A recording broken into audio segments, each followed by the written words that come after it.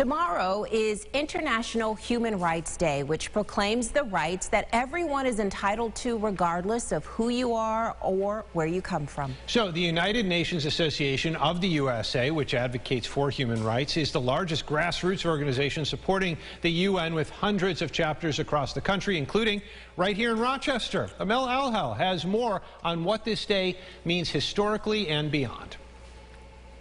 International Human Rights Day is observed on the 10th of December every year, marking the day the United Nations adopted the Universal Declaration of Human Rights. This document proclaims the inalienable rights that everyone has as human beings, regardless of race, religion, politics, or other characteristics. Rachel Pitman is the executive director of the United Nations Association of the USA and says some of those rights include the right to work in just and favorable conditions, the right to freedom of opinion, and the right to an education. These are all rights that may not be possible without the 74-year-old declaration.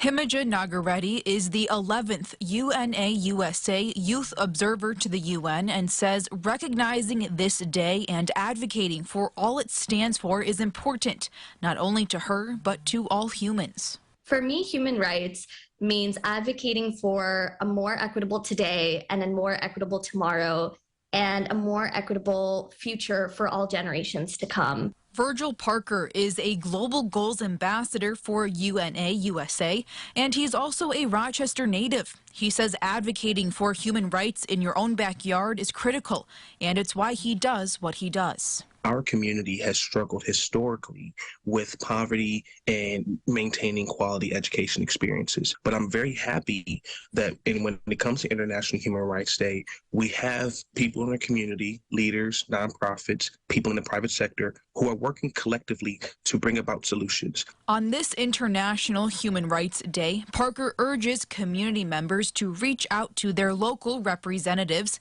and hold them accountable to making sure human rights are seen and achieved.